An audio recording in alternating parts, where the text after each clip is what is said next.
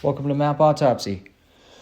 No ivory tower bullshit, no guru robes, no goofy hats, no sacred doctrine. Map on the table, and it's going to get torched. Today's map. The map of the external savior. The oldest trick in the book. Yeah, and it's literally in the book. The oldest trick in the Matrix. The one that keeps coming back and coming back and coming back in different costumes, different times.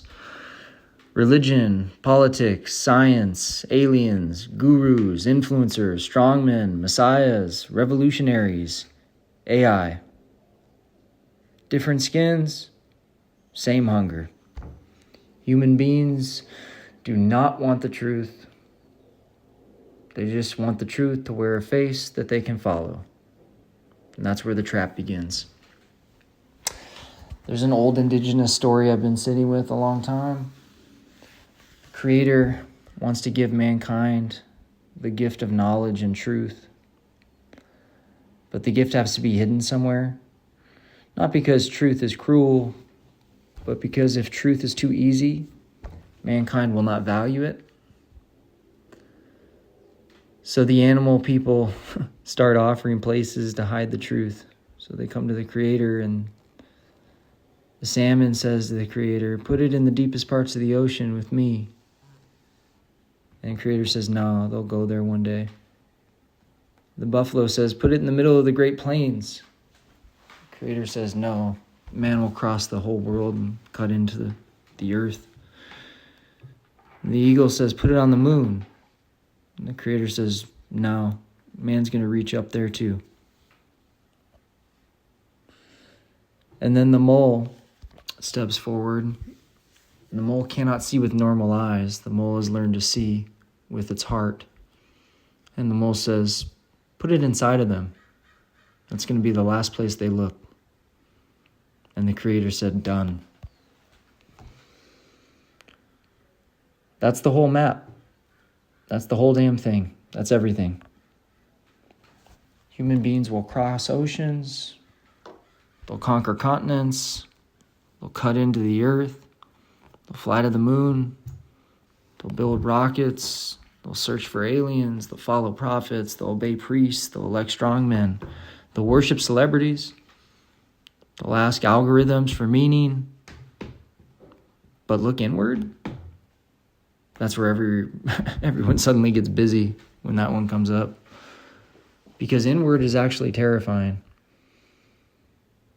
Inside is where the excuses stop working. Inside is where the costumes come off.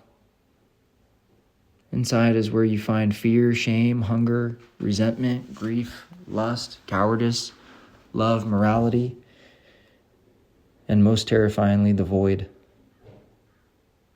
So we avoid it.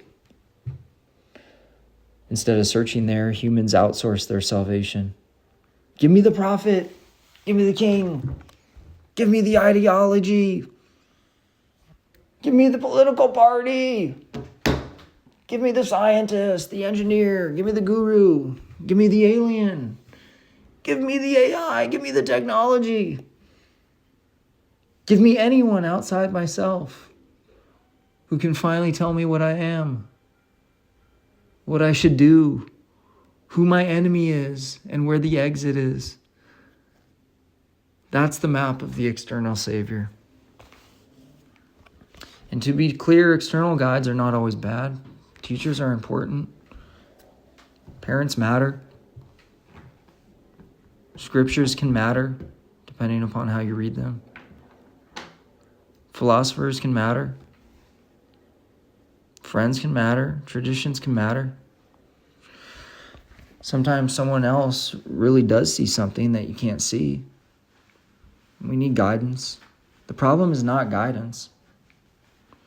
The problem is when guidance becomes replacement. When the teacher stops pointing and becomes the destination. When the prophet stops saying look and starts saying obey. When the map stops helping you move through reality and starts demanding you worship it. Plato wrote a play called Alcibiades. It was the first one. And he also shows up in Symposium, this character. And this character is really interesting in those dialogues because Alcibiades was the one character in those Platonic dialogues that was affected by Socrates. And then instead of finding the exit to human society and finding the forms and finding virtue on his own, he's decided to worship Socrates. Oh, Socrates helped me realize this. Well, Socrates must be what I'm after. Socrates is not what you're after. Alcibiades was a tragic case. And all we've had for the last 2,000 years is nothing but Alcibiades from what I can see. This is when the guide becomes a gatekeeper, actually. It's when the exit becomes another wall. It's when the cave learns how to wear a human face. This is why the external savior map is so powerful. It offers relief. You don't have to carry the burden of seeing. Someone else sees it for you. You don't have to wrestle with uncertainty. Someone else will give you certainty. You don't have to face the void. Someone else will cover it with a story. You don't have to become wise. You don't have to believe. You just have to belong. You don't have to do anything. You just have to belong, and belonging feels incredible, especially when you're lonely, especially when you're confused, especially when the official map of the world starts to fail you, especially when the old world stops making sense. And that's a dangerous moment. The moment after you're disillusioned. The moment when someone realizes, wait a minute, this conventional human society, it really is conventional. And this is something's wrong. That moment can become freedom, or that moment can be used for someone else's recruitment. Because the cave is smart. Conventional human society, that's what I mean by the cave. Conventional human society is smart. It does not only keep people asleep, that is the beginner version. The advanced conventional society learns to monetize your awakening. It learns how to sell you the exit. It learns how to build a new prison for people who discovered the old one. And that's why every age produces the same figure. The one who says, I see what they don't see. I know what they're hiding. I alone can decode the map. Follow me and you'll be free. And the followers say, finally, someone gets it. Yes, we'll follow him. Or we'll follow her. Or we'll follow the AI. Then slowly, without noticing, they stop thinking. They start belonging. They stop testing. They start defending. They stop asking whether the map is true. They start asking whether the map is loyal or whether you're loyal to it. That is how awakening rots into a cult. The religious version says follow the prophet or be damned. The political version says follow the leader or civilization collapses. The conspiracy version says follow the decoder or remain sheep. The technocratic version says follow the experts or you're dangerous. The alien version says follow higher intelligence or humanity won't evolve. The AI version says follow the machine because it sees more than you. Different costumes, same structure. The external figure becomes a carrier of salvation. The terrifying work of inward truth gets outsourced to someone else. And the human being who was supposed to become awake becomes a disciple and lulled back into sleep. Here's the dirtiest version of the trap, the ultimate prophet. The ultimate prophet doesn't merely say, I have the truth. That is basic. The ultimate prophet says, I understand all other maps. I see the cave itself. I know how religion works. I know how politics works. I know how media works. I know how language itself works. I know how the illusion's built. So if you reject me, you're rejecting the exit. That's the final boss of the external savior. Because now awakening itself becomes a new prison. The prophet doesn't just claim to hold a doctrine, he claims to hold the key to all doctrines. He does not just say, believe my map. He says, my map explains why every other map's a trap. And that's where you should hear alarm bells, including here, including me, including what I'm putting out after long time alone. Too long alone. Don't do that. Look at every map yourself. Test it, cut it open, disagree, bring receipts. Run stuff yourself. This is why the whole story of the mole matters. The eagle says, hide truth on the moon. That is the logic of distance. Go farther, higher, outward. The modern world loves that. Go to space, find the alien, decode the archive, follow the expert, trust the prophet. Wait for disclosure. Wait for the Savior. Wait for Rapture Day, guys. Wait for the next revelation from the sky. But the mole says, no. Look inside. The blind animal sees what the sky animal misses. The gift was hidden inside the human being. Not because the self is God. Not because your feelings are always truth. Not because just look within solves everything. That's Hallmark card sewage. The point is harder. The inward search is the one you cannot outsource. No prophet can do it for you. No guru can do it for you.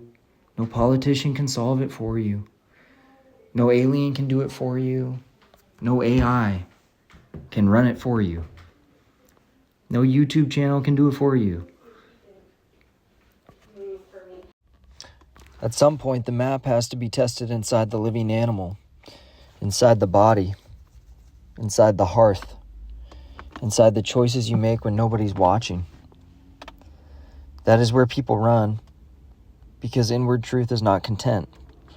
It's not a clip. It's not a slogan. It's not a brand. It's not a tribe. It is not your leader you can retweet. It is confrontation. Confrontation with fear, appetites, resentment, cowardice, with your need to be special or your need to be saved. That is why the external savior map always comes back. Because it feels better to say, he will save us, or they will reveal the truth, or the leader has the plan, the prophet knows the way, the aliens will teach us, the machine will guide us. It's a lot easier to do that than to say, I have to look inside myself. That sentence is unbearable to most people. So society gives the Savior a face, and they call the face salvation. So here's the autopsy. The external Savior is not always a liar. That's what makes the trap so dangerous. Sometimes the prophet really saw something. Sometimes the teacher really knows something. Sometimes the leader names a real wound. Sometimes the expert really has expertise. And sometimes the whistleblower has information. Sometimes the outsider really does expose the machine. The danger is not that all these guides are false. The danger is that humans are desperate to try to turn the guidance into worship. We do not just want someone to point. We want someone to carry the burden of seeing. We want someone to make uncertainty go away. We want someone to stand between us and the void. That is the addiction, and that is the map. And that is why the real teacher eventually has to disappoint you.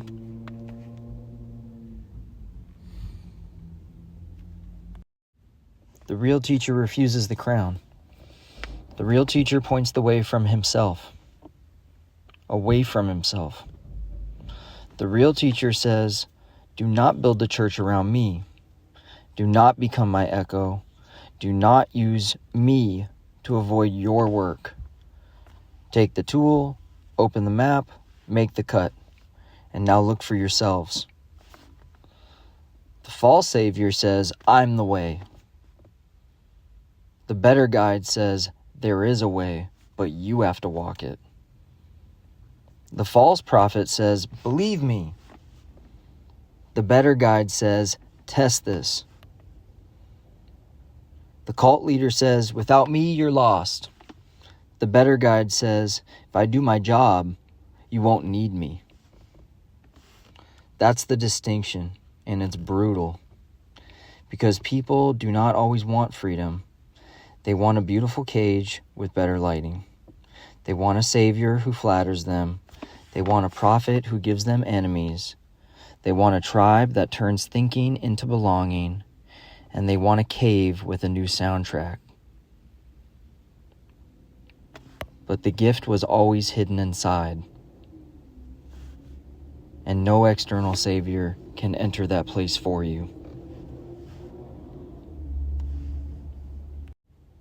So the next time someone says, follow me or perish, make sure to pause. The next time someone says, I alone understand, pause.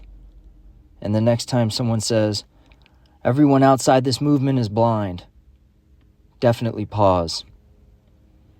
And the next time someone says, questioning me proves you're captured, run.